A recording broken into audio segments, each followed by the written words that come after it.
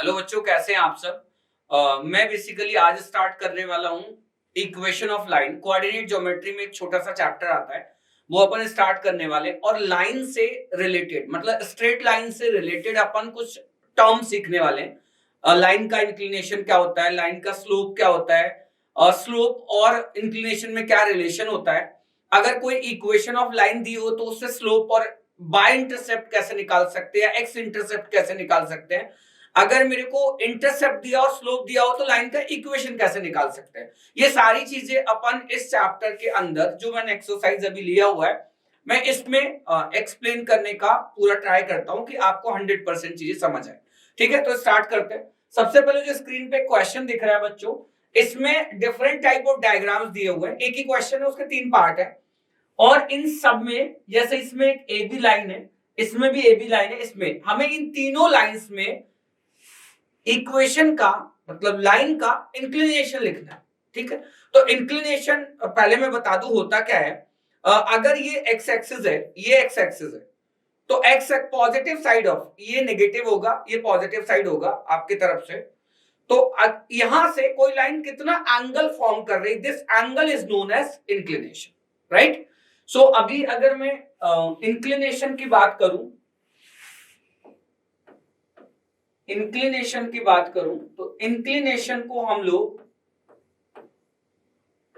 ठीक है, थीटा से डिनोट करते हैं। डेफिनेशन मैंने आपको बता दी, मैं आपको बता देता हूं, एक बार और एक्सप्लेन करता हूं। ये एक्स एक्सिस है, ये कोई लाइन है, ठीक है। ये लाइन एक्स एक्सिस से कितना एंगल फॉर्म कर रही है, this angle is known as inclination of this line. ठीक है, हम positive side of x axis से, एक्स एक्सिस पॉजिटिव साइड, ये नेगेटिव साइड होता है, ये पॉजिटिव साइड, यहां से लाइन कितना एंगल बना रहा है एंटी क्लॉकवाइज डायरेक्शन में, this known as inclination of the line. ठीक है, अब इस ए बी की बात कर लेते हैं फर्स्ट कि ये ए बी जो लाइन है वो यहां से कितना एंगल फॉर्म कर रहा है। ठीक, अब मैंने क्या किया, अगर मैं ध्यान से देखूं तो ये लाइन यहां पे अच्छे से देखो, ये वाला जो पार्ट है यहां से यहां तक, ये isosceles right angle triangle form हो रहा है। सो मैंने फर्स्ट पार्ट में अगर मैं यहां उठा के उसको डायग्राम को बनाऊं तो ये कुछ ऐसा बन रहा है। भाई ये वाला पार्ट इक्वल बताया गया, ये 90 डिग्री है, ये लाइन दी थी, ये मैं फिर से ड्रॉ कर रहा हूं, ऐसा कुछ लाइन दिया हुआ है। ठीक, ये मेरे को, इसको मैंने थीटा ले लिया, ये आइसोसेलेस ट्रायंगल है तो इसीलिए मैंने इसको भी थीटा ले लिया।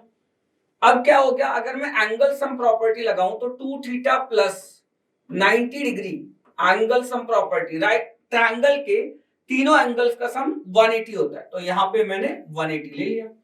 अब क्या हो जाएगा, 2 theta equals to 90 degree, so theta equals to कितना आ जाएगा 45। बच्चों ये जो थीटा आया है, आप ध्यान से देखो, मैंने आपको क्या बताया था, ये वाला जो लाइन है ये एंगल मैंने थीटा लिया, ये वाला एंगल थीटा, तो थीटा मतलब इंक्लिनेशन। सो इस लाइन का जो इंक्लिनेशन है, इंक्लिनेशन वो कितना आ गया, ये इंक्लिनेशन आ गया हमारा 45। सेकंड क्वेश्चन में अगर मैं जाऊं, वैसे तो आप खुद ही कर सकते हो, बट अगर मैं सेकंड क्वेश्चन में डायग्राम के ऊपर ही बताऊं तो इंक्लिनेशन मेरा ये वाला एंगल होगा। बच्चे यहां पे गलती कर देते हैं, वो क्या करते हैं, ये वाले एंगल को इंक्लिनेशन बोल देते हैं। नहीं भाई, ये रॉन्ग है। रॉन्ग क्यों है, क्योंकि आप ना जो एंगल ले रहे हो ये negative side of x axis से ले रहे हो, ऐसे नहीं चलता। डेफिनेशन क्या है, positive side of x axis से लाइन कितना एंगल फॉर्म कर रही, तो ये थीटा निकालना है। ये थीटा तब निकलेगा जब मेरे को ये वाला एंगल पता होगा, ये एंगल इक्वल होगा, क्योंकि ये आइसोसेलेस राइट एंगल ट्रायंगल है। फिर से इसको मैं थीटा बोल सकता हूं, थीटा फिर से ये वाला एंगल जो आने वाला है 45 आने वाला है, बट मेरे को ये वाला एंगल चाहिए। तो मैं अगर सेकंड क्वेश्चन की बात करूं तो कुछ ऐसा हो रहा है, मैं आपको एक्सप्लेन करता हूं। सेकंड वाले क्वेश्चन में, सेकंड वाले क्वेश्चन के अंदर मैं आपको डायग्राम फिर से बना के बताता हूं कि चल क्या रहा है वहां पे एग्जैक्टली। ऐसा कुछ हो रहा है, ठीक है, ये एक्स एक्सिस है बच्चों, ये वाई एक्सिस है, ये हमारा लाइन है, ये हमें इंक्लिनेशन बताना है, बट इंक्लिनेशन में ये वाला एंगल का थोड़ा सा रोल है, क्योंकि ये एंगल और ये एंगल मिलके 180 डिग्री, तो ये अगर आ गया तो ये भी आ जाएगा, और हमें बताना ये फाइंड ये करना। तो ये आइसोसेलेस राइट एंगल ट्रायंगल है यार, और तुम लोग समझदार हो, ये आपको पता है कि ये एंगल अब 45 डिग्री होगा, और इसको भी मैं 45 डिग्री लिख सकता हूं। मैंने सिमिलर क्वेश्चन यहां सॉल्व किया तो मैं नहीं करने वाला हूं, बट ये पूरा एंगल यहां से यहां तक कितना होता है 180, आपको चाहिए ये वाला, तो 180 से 45 घटा दो, तो यहां जो इंक्लिनेशन आने वाला है it is 180 degree minus 45 degree, तो यहां से कितना आने वाला, सेकंड लाइन का जो इंक्लिनेशन है वो कितना होने वाला है 135 डिग्री। ठीक, ये वाला क्वेश्चन आप खुद ट्राई करो घर पे, घर वालों के साथ, अच्छा लगेगा आपको, डू योरसेल्फ। बच्चों अभी हम सेकंड क्वेश्चन ले रहे हैं, एक्सरसाइज हम कर रहे थे सेलेना का 26C, उसका सेकंड क्वेश्चन क्या है कि हमें कुछ कंडीशंस दी हुई है, इस बार हमें डायग्राम नहीं दिया है, कंडीशंस दी है, वो कंडीशंस पढ़ के हमें ये बताना है कि उस लाइन का इंक्लिनेशन क्या होगा। भाई फर्स्ट वाले पार्ट में दिया पैरेलल टू एक्स एक्सिस, एक लाइन है जो एक्स एक्सिस के पैरेलल है, अब यार ये एक्स एक्सिस है, चलो मैं यहां पे दिखाता हूं आपको, फर्स्ट इसका एक्सप्लेनेशन देता हूं, ये एक्स एक्सिस है, अगर मैं इसके पैरेलल कोई भी लाइन बना रहा हूं भाई, कोई भी लाइन बना रहा हूं, ये सारे लाइंस का जो इंक्लिनेशन होता है, ठीक है, इंक्लिनेशन, इन सारे लाइंस का जो इंक्लिनेशन होगा मतलब थीटा, वो कितना होगा 0 डिग्री, क्योंकि इनका एक्स इंक्लिनेशन होता क्या अभी बताया था भाई, लाइन ऐसे पड़ा हुआ है, वो कितना इंक्लाइन कर रहा है, ये कितना एंगल फॉर्म कर रहा है, मैं लाइन को ऐसे नहीं उठा रहा हूं, मैं लाइन को ऐसे उठा रहा हूं, तो देयर इज नो इंक्लिनेशन, तो वो थीटा क्या होगा 0। अगर लाइन ऐसे फॉर्म करेगा, रोटेट करेगा, इसको पता है, बहुत अच्छे तरीके से समझ सकते हो। मैंने क्या काम किया, अगर मैं यहां जाऊं, मैंने आपको बोला ये इसके ऊपर एक लाइन रखी है, इसका स्लोप बताओ, इसका इंक्लिनेशन बताओ, तो 0 डिग्री, एक्स एक्सिस का स्लोप इंक्लिनेशन 0 डिग्री। अब होता क्या है, अगर मैं इस ब्लू वाले मार्कर को लाइन कंसीडर कर रहा हूं, इसको एक्स एक्सिस, तो हो क्या रहा है, अगर मैं इसको पता है क्या बोलते हैं, शिफ्टिंग, इसको सीधे शिफ्टिंग बोलते हैं, कि मैंने एक लाइन को ऐसे खींच लिया पैरेलल टू एक्स एक्सिस, तो इसका इंक्लिनेशन 0 था, तो जितने लाइन ऐसे बनते चले जाएंगे सबका इंक्लिनेशन क्या होगा 0। बट अगर मैं इसको रोटेट करने लगूं, this is called rotation and this is called shifting, तो अगर मैं इसको रोटेट करने लग जाऊं ना, तब एंगल फॉर्म होगा, इसको फिक्स किया, इसको रोटेट किया, this angle is known as inclination. भाई पैरेलल टू एक्स एक्सिस कितने भी लाइन ले लो, उन सबका इंक्लिनेशन क्या होता है 0 degree. So basically line, write the inclination of a line which is parallel to x axis, तो उसका इंक्लिनेशन क्या हो गया 0 डिग्री। ये आपका फर्स्ट वाला पार्ट हो गया। अगर मैं सेकंड पार्ट की बात करूं क्वेश्चन 2 की, परपेंडिकुलर टू एक्स एक्सिस, ये एक्स एक्सिस लिया था मैंने अभी पिछले वाले क्वेश्चन में, और परपेंडिकुलर टू एक्स एक्सिस एक लाइन खड़ा है, भाई ये कितना एंगल बना रहा है, पॉजिटिव साइड ये है एक्स एक्सिस का, और ये नेगेटिव साइड, यहां से ये कितना एंगल बना रहा है 90 डिग्री। तो कोई भी line perpendicular to x axis लोगे तो उन सब का इंक्लिनेशन 90 डिग्री होने वाला है। सो सेकंड पार्ट देखो हुआ क्या, ये मेरे पास एक्स एक्सिस है, ठीक, और ये लाइन है, ये परपेंडिकुलर एक्स एक्सिस के, तो यहां से ये कितना एंगल बना रहा है 90 डिग्री। तो वही तो डेफिनेशन है कि positive side of x axis से लाइन कितना एंगल बना रहा है 90 डिग्री, परपेंडिकुलर तो 90 डिग्री, तो ये क्या हो जाएगा इस लाइन का inclination. So inclination theta is 90 degree in this case.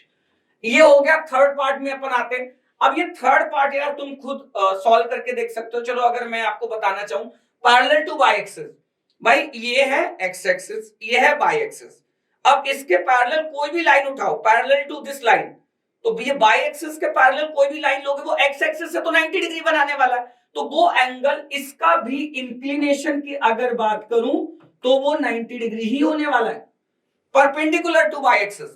ये वाई एक्सिस लिया था, ये एक्स एक्सिस लिया था और ये वाई एक्सिस। अब मेरे को करना क्या है, यहां पे बोला परपेंडिकुलर टू वाई एक्सिस, तो ये एक्स एक्सिस क्या है वाई एक्सिस के परपेंडिकुलर, बट यहां पे 90 डिग्री नहीं ले सकते, क्यों, क्योंकि अपन इसके रेस्पेक्ट में एंगल मेजर करते हैं, राइट, तो इसके रेस्पेक्ट में एंगल अगर तो वो पैरेलल टू एक्स एक्सिस हो जाएगा, तो इस सिचुएशन में जो एंगल आ जाएगा, इंक्लिनेशन आ जाएगा, इट इज 0 डिग्री। ठीक है, सो आपको ये समझ आता होगा इंक्लिनेशन की ये कंडीशन दी थी, डिफरेंट डिफरेंट टाइप ऑफ की कैसे निकालते हैं वो मैंने आपको थोड़ा समझाया है। अब हम नेक्स्ट देखते हैं। नेक्स्ट एक चीज और आती है बच्चों, एक टर्म होता है, जैसे इंक्लिनेशन क्या होता है कि line positive side of x axis से एंटी क्लॉकवाइज डायरेक्शन में कितना एंगल बनाता है। अब वो एंगल जो है अगर मैं वो उठा के tan में रख दूं, आपने साइन कॉस tan तो सुना ही होगा, दीज आर ट्रिग्नोमेट्रिक रेशियोज, 6 होते हैं, मैंने 3 बताए, sine cos tan cot sec cosec. अगर मैं जो इंक्लिनेशन आया है उसको उठा के tan में रख दूं, tan थीटा में थीटा इंक्लिनेशन है और tan जो भी प्रोड्यूस होगा this is called slope of the line. Slope sir क्या होता है? भाई आपने कभी लॉन में या जाते हो कुछ ऐसे जहां पे रेस्टोरेंट होते हो ओपन में, वहां पे आपने देखा होगा कि बच्चे कुछ खेलते रहते हैं, जो स्लाइडर होता है, स्लाइडर पे देखा होगा बहुत बच्चे गिरते रहते हैं, उनसे पूछो वो भी बता देते कि स्लोप क्या है। ये स्लाइडर का स्लोप कितना है, ज्यादा स्लोप है, कम स्लोप है। अगर वो फ्लैट हो जाए तो स्लोप 0 हो जाता है, अगर वो ग्राउंड से ज्यादा एंगल फॉर्म कर रहा है तो उसका स्लोप भी ज्यादा हो जाता है। तो स्लोप अगर मैं पूछूं क्या होता है, ये और एक टर्म है जो इंक्लिनेशन को रिलेट करता है। अगर मैथमेटिकली बताऊं आपको तो slope of a line is equal to, m से डिनोट करते हैं स्लोप को, और इसको कैलकुलेट करते हैं tan ऑफ थीटा से। ये थीटा जो मैंने यहां पे रखा है this is called inclination of a line.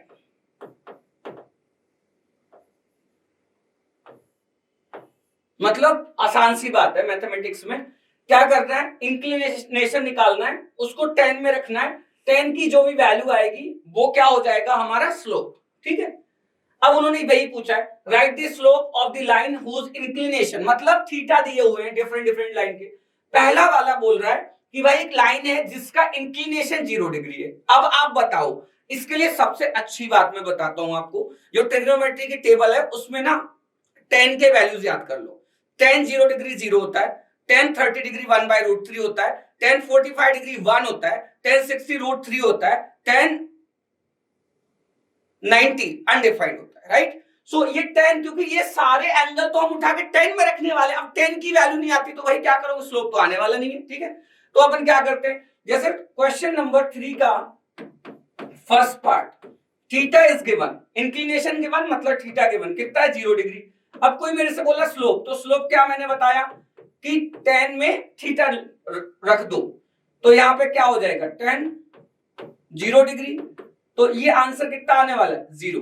तो पहले जिसका इंक्लिनेशन 0 डिग्री है उसका स्लोप कितना है 0। ठीक, सेकंड वाला जो पार्ट है अगर आप उसको ध्यान से देख रहे हो, एक लाइन है जिसका इंक्लिनेशन 30 डिग्री है। ठीक है, 30 डिग्री मतलब अगर मैं ऐसे डायग्राम में बताऊं,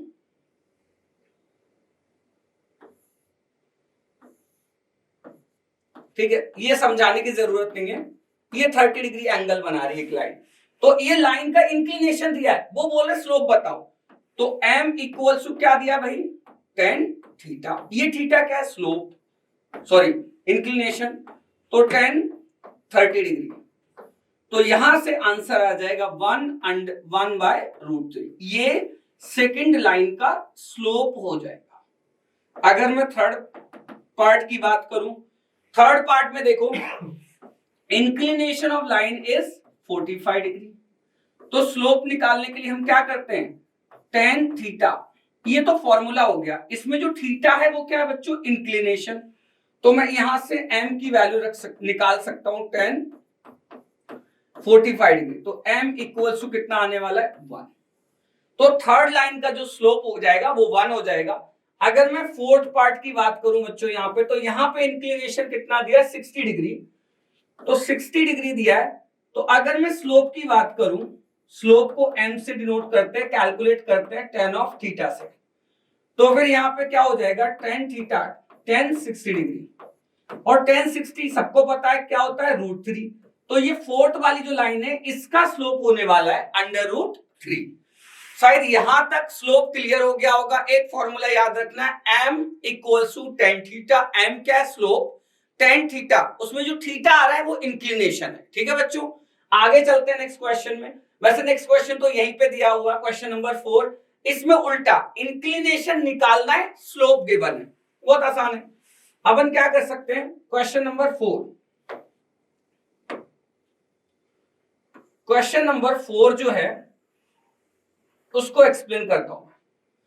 सो क्वेश्चन नंबर 4 में क्या दिया है बेटा, इंक्लिनेशन तो निकालना है, स्लोप दिया है, मतलब आपको इस बार स्लोप की वैल्यू कितनी दी है, 0। कैलकुलेट क्या करना है, थीटा। तो m क्या होता है, tan थीटा इक्वल्स टू 0। तो क्या एंगल रखूं tan के अंदर, थीटा क्या लूं ताकि tan की वैल्यू 0 आ जाए, तो यहां से सीधे 0 डिग्री आपका इंक्लिनेशन आ जाएगा फर्स्ट पार्ट के अंदर।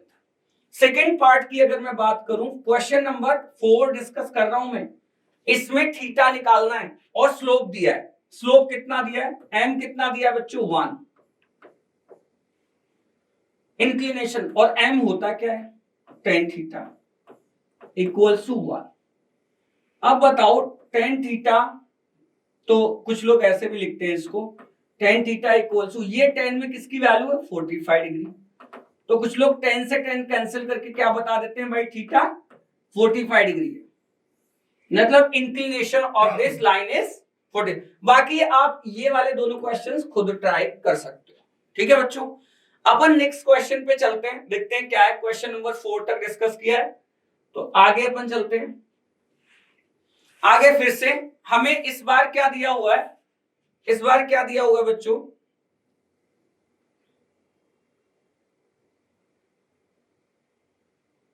डन। इस बार क्या दिया हुआ है, देखो हमें बच्चों स्लोप लिखना है। अब तुम्हें बहुत डिटेल में क्वेश्चन नंबर 2 के अंदर बताया गया था कि अगर कोई line parallel to x axis है तो उसका इंक्लिनेशन क्या होगा, और ये पूछ रहे हैं भाई स्लोप की बात। तो स्लोप और इंक्लिनेशन में तो रिलेशन है, किससे, tan थीटा से। ठीक, अब इन्होंने क्या बताया, पैरेलल टू एक्स एक्सिस, तो कोई लाइन अगर पैरेलल टू एक्स एक्सिस है तो उसका इंक्लिनेशन क्या हो गया, 0 डिग्री। स्लोप निकालना है तो tan 0 में रख दो, तो tan 0 डिग्री इज 0। तो यहां मैं आराम से बता सकता हूं कि भाई हो क्या रहा है, अगर आपको इसका स्लोप चाहिए तो tan थीटा से निकालो। यहां पे अगर मैं बोलो इसके लिए पैरेलल टू एक्स एक्सिस वाली लाइन के लिए यहां पे 0 डिग्री, तो आंसर कितना हो जाएगा, 0। ये सारे लाइन जो पैरेलल टू एक्स एक्सिस है इनका स्लोप भाई 0 होने वाला है।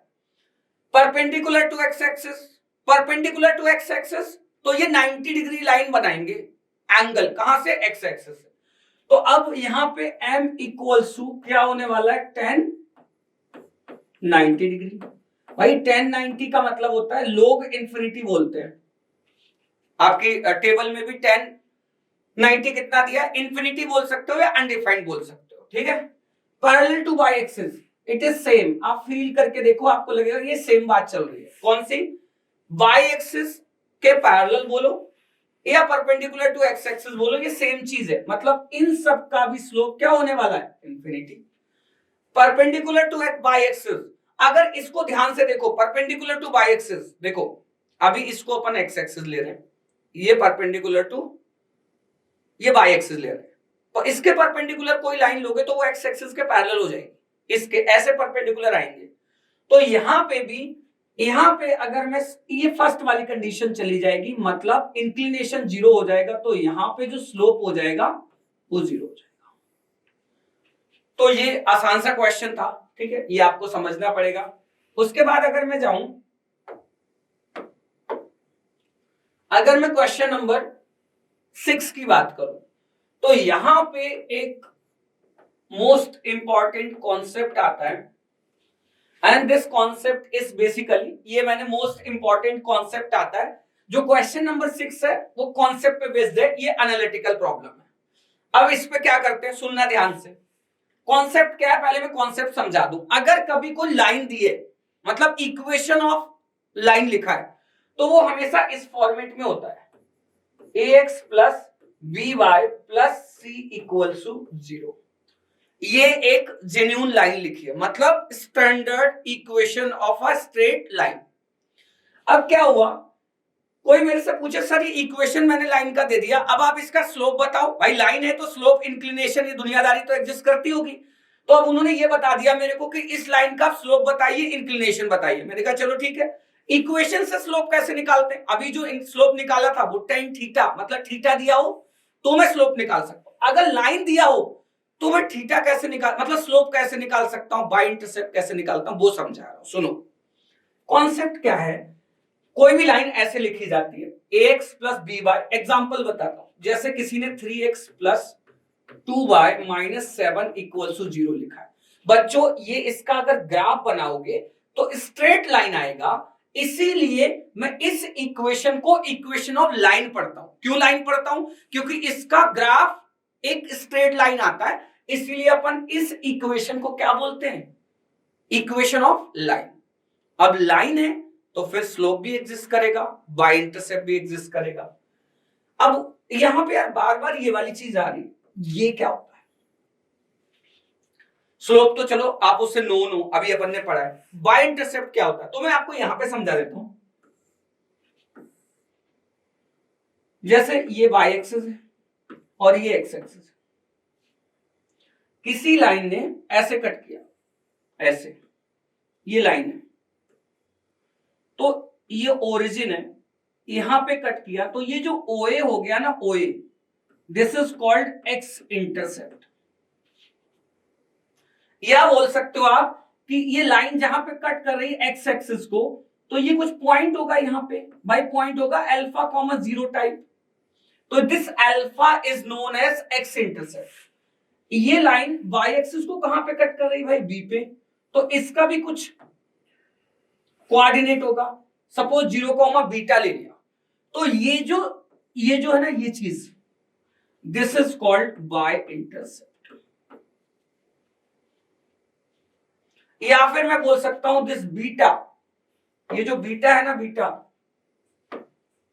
ये बीटा को हम पढ़ते हैं बाय इंटरसेप्ट। यहां अल्फा को क्या पढ़ते हैं? X intercept. ठीक है, शायद से आपको बात क्लियर हुई होगी, मैं कोशिश की है मैंने आपको समझाने की। ठीक है, आते हैं यहां पे, इस लाइन से मैं कैसे निकालूंगा, इस लाइन से मैं कैसे निकालूंगा क्या बेटा? इस लाइन से तो हमें स्लोप चाहिए और चाहिए बाय इंटरसेप्ट। तो सुनो मैं आपको समझाता हूं कॉन्सेप्ट क्या है। ये जो y वाला टर्म है ना, ये लेफ्ट हैंड साइड में छोड़ते हैं, बाकी सारे टर्म्स को राइट हैंड साइड में। तो 2y equals to minus 3x plus 7। अभी एक बात बताई बहुत अच्छी, जो भी इक्वेशन दी रहे उसके y वाले टर्म को लेफ्ट हैंड साइड में रिटेन करने का है, एक बाकी कांस्टेंट टर्म और x वाले टर्म सारे इधर भेजो। अब देखना कि क्या y का कोएफिशिएंट 1 है? नहीं भाई, इस इक्वेशन में तो y का कोएफिशिएंट 2 दिख रहा है, बट कंडीशन कि y के कोएफिशिएंट को 1 बनाना है, उसके लिए हमें 2 से डिवाइड करना पड़ेगा, क्योंकि y को सिंगल करना है। तो 2 से डिवाइड कर दो। जब मैं पूरी इक्वेशन को 2 से डिवाइड करूंगा तो यहां y equals to minus 3y2 into x plus 7/2 आएगा बच्चों। ये तो शायद सबको समझता है। अब मैं आपको बताता हूं अभी तक किया क्या क्या है। कोई इक्वेशन दी है, उसके y के टर्म्स को इधर ही रिटेन करो, x और कांस्टेंट को उधर ले जाओ, ले गए, फिर y के कोएफिशिएंट से डिवाइड कर दो, डिवाइड कर दिया। अभी जो यहां पे x के साथ लिखा है,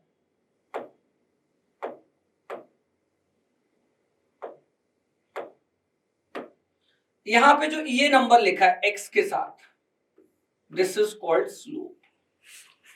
ये जो कांस्टेंट वैल्यू लिखी है, ये तो प्लस में लिखी है, ये जो कांस्टेंट वैल्यू लिखी है, this is called by intercept, और इसको c से डिनोट करते हैं।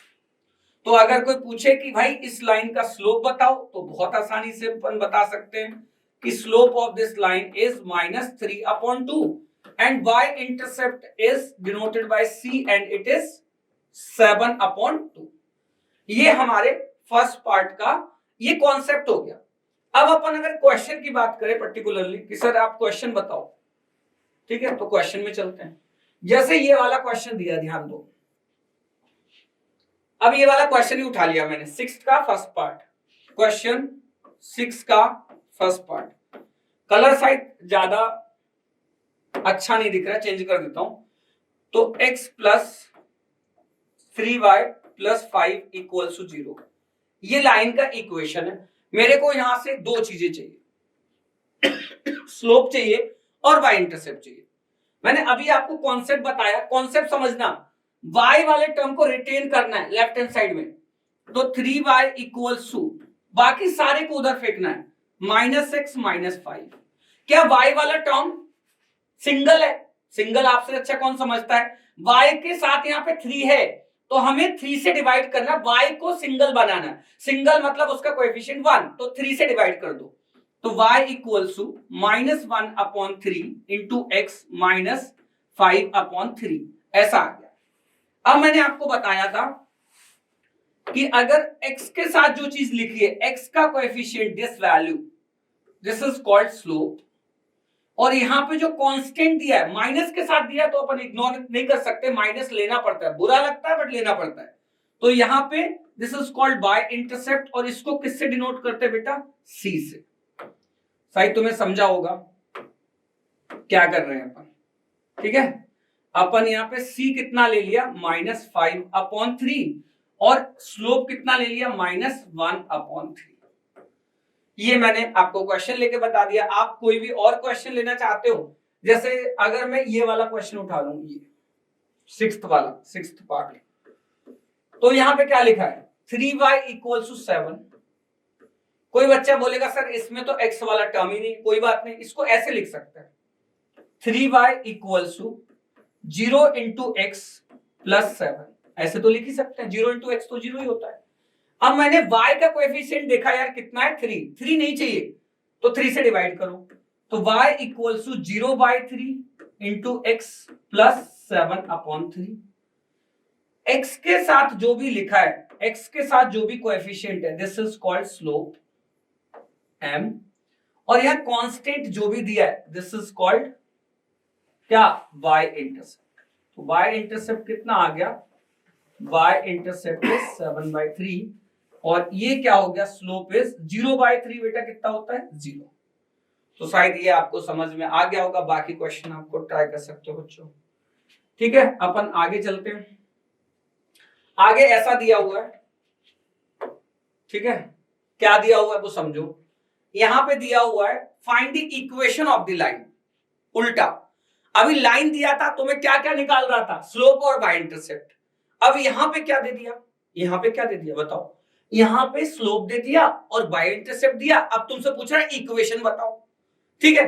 तो मैं क्या करूंगा, यहां पे भी मैं आपको बता दे रहा हूं most important concept. Concept is, अगर लाइन निकालनी है, लाइन निकालने के लिए दो चीजें चाहिए होती है बेटा। एक चाहिए होता है मेरे को स्लोप, एक चाहिए होता है y इंटरसेप्ट। मैं इक्वेशन लिख सकता हूं, कैसे लिखूंगा? y इक्वल्स टू, अभी बताया कि x के साथ क्या लिखा होता है? स्लोप, x का कोएफिशिएंट, और यहां पे क्या लिखा होता है? c क्या होता है? अभी बताया था थोड़ी देर पहले, y इंटरसेप्ट। तो ये हमारा हो गया फॉर्मूला। क्या फॉर्मूला हो गया? इफ m मतलब slope and y intercept is given, then this is the equation of line. हम इस फॉर्मूले के थ्रू हम क्या निकाल सकते हैं? इक्वेशन ऑफ लाइन, ठीक। चलो फर्स्ट वाला क्वेश्चन ही अटेम्प्ट करके देखते हैं। क्वेश्चन, ये तो कॉन्सेप्ट खत्म कर दिया मैंने। यहां पे स्लोप कितना दिया है? स्लोप को m से डिनोट करते हैं। y इंटरसेप्ट c कितना दिया है? क्वेश्चन में y इंटरसेप्ट को c से डिनोट करते हैं, it is 3। Then equation of line, equation of line given by y equals to mx plus c। y equals to m कितना है? 2x plus 3। तो ये हमारे पास आ गया, ये है इक्वेशन ऑफ लाइन, बट ये स्टैंडर्ड फॉर्म में नहीं लिखा है। अगर स्टैंडर्ड फॉर्म में चाहिए, क्या करना है? 2x को y, 2x minus y plus 3 equals to 0। अगर आप यहां पे छोड़ते हैं तो भी इक्वेशन ऑफ लाइन है। ये स्टैंडर्ड फॉर्मेट है। स्टैंडर्ड फॉर्मेट याद होगा, ax plus by plus c equals to 0। Right hand side should be 0, first term x वाला, फिर y वाला, फिर कांस्टेंट वाला, फिर ये हो गया आपका स्टैंडर्ड वाला इक्वेशन। सही समझ में आता होगा सबको कि हमने अभी इक्वेशन निकालना सीख लिया है, अगर स्लोप दिया हो, y इंटरसेप्ट दिया हो, ठीक है। आगे अपन चलते हैं। अब ये आ जाते ग्राफ। ग्राफ में क्या है बच्चों वो समझो। ये ग्राफ निकालना बहुत आसान सी बात है। Draw the graph of 3x plus 4y equals to 12। Graph draw करने का एक और तरीका होता है, बट अभी आपको एक बेसिक सा तरीका बताया गया। बेसिक प्रोसीजर क्या है, जो भी लाइन दी होगी, जैसे ये इक्वेशन दिया है 3x plus 4y equals to 12, उसमें x की वैल्यू 0 पुट करो, तो यहां 0 पुट किया, और y कैलकुलेट, जब ये 0 पुट कर दोगे तो ये y वाला टर्म रह जाएगा और ये कांस्टेंट रह जाएगा। 4 से डिवाइड करके y की वैल्यू 3 आ जाएगी।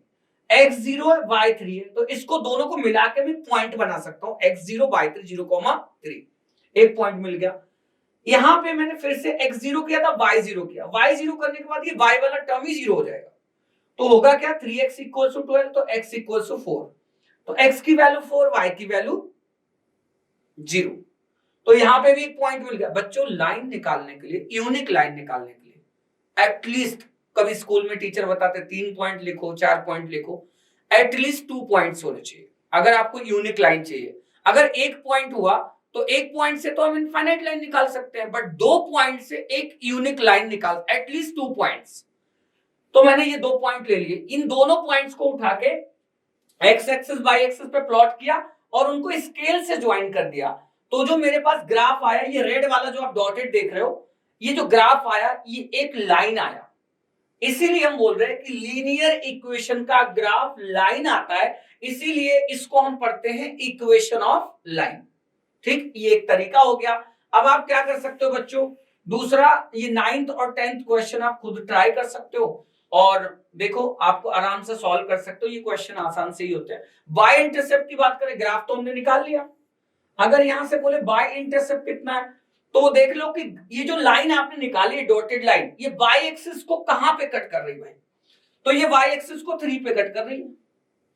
तो ये वाला जो लेंथ होता है, ये वाली जो चीज होती है, ये डिस्टेंस, इसको हम बोलते हैं बाय इंटरसेप्ट। तो अगर कोई हमसे पूछे कि भाई बाय इंटरसेप्ट कितना है, तो इस लाइन के लिए, इस पर्टिकुलर लाइन के लिए बाय इंटरसेप्ट की वैल्यू बच्चों कितनी है, 3। ठीक है, तो ये हमारा एक्सरसाइज 26C का सॉल्यूशन था। अगर आपको अच्छा लगा हो तो आप प्लीज शेयर करिए अपने फ्रेंड्स में, सब्सक्राइब करिए और बेल आइकॉन दबाना मत भूलिए, क्योंकि हम बहुत अच्छा पढ़ाते हैं और आपको सारे नोटिफिकेशन टाइम पे मिलते रहे। जय हिंद, जय भारत।